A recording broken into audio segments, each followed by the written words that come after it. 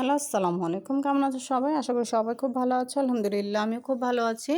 আজকে আমি শেয়ার করব তোমাদের সঙ্গে ইলিশ পোলাও রেসিপি। তার জন্য আমি নিয়ে নিলাম ১ কেজি পোলাওর চাল এবং নিয়ে নিলাম ১০ পিস ইলিশ মাছ।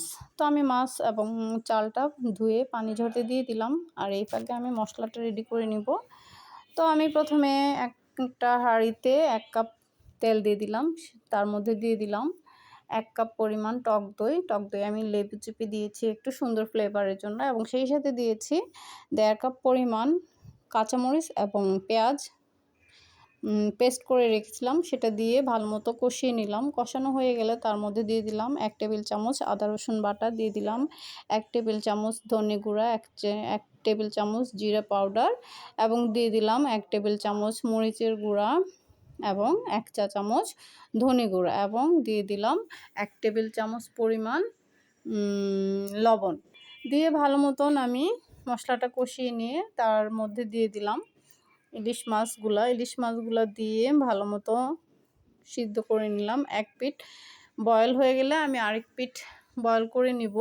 আর এর মধ্যে আমি পেঁয়াজের কিছুটা বেরেস্তাও দিয়ে দিয়েছি। মাছের মধ্যে বেরেস্তার সুন্দর একটা ফ্লেভারও আসবে এবং খেতেও খুব ভালো লাগবে। তো আমি ২ পিঠে উল্টে পাল্টে ১৫ মিনিটের মতো বয়েল করে নিয়ে মাছটা তুলে রেখে দিলাম এবং মশলাটার মধ্যে আমি চালটা এখন দিয়ে ভালো মতো চালটা নেড়ে চেড়ে ভেজে নিলাম, কষিয়ে নিলাম প্রায় ১০ মিনিটের মতো। এরপরে আমি ফুটিয়ে রাখা পানিটা দিয়ে দিলাম। ১ কেজি চালের জন্য আমি দেড় কেজি পরিমাণ পানি ইউজ করেছি এখানে। যদিও আর পানি লাগতেও পারে, তবে আমার মনে হয় না লাগবে। যাই হোক, আমি এই পর্যায়ে ১৫ মিনিট পরে চালটা দেখলাম নেড়ে চেড়ে দিয়ে 80% বয়েল হয়ে গেছে। এই পর্যায়ে আমি কিছুটা চাল তুলে রেখে দিয়ে এর মধ্যে মাছের টুকরোগুলো দিয়ে দিব। একে একে সুন্দর করে মাছের পিসগুলো আমি বিছিয়ে দিব। খুব সাবধানে করতে হবে যেন মাছগুলো ভেঙে না যায় এবং মাছগুলো দেওয়া হয়ে গেলে মাছের মশলাটাও আমি এর মধ্যে দিয়ে দিব। দিয়ে দেওয়ার পরে আমি চালগুলাও সুন্দর মতো এখানে সেট করে দিব।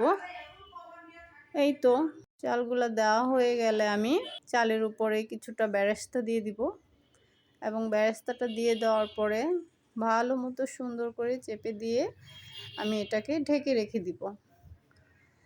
ঢেকে রেখে দিয়ে আমি ১৫ মিনিট এটাকে দমে রেখে দিব এবং ১৫ মিনিট পরে এটা সুন্দর মতো হয়ে যাবে। 20% বাকি আছে, সেটাও হয়ে যাবে।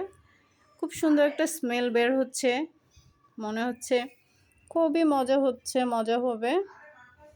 এটা আমি আগেও করেছি, এটা খুবই মজার একটা রান্না হয়। এই তো আমার পোলাও রেডি। আল্লাহ হাফেজ।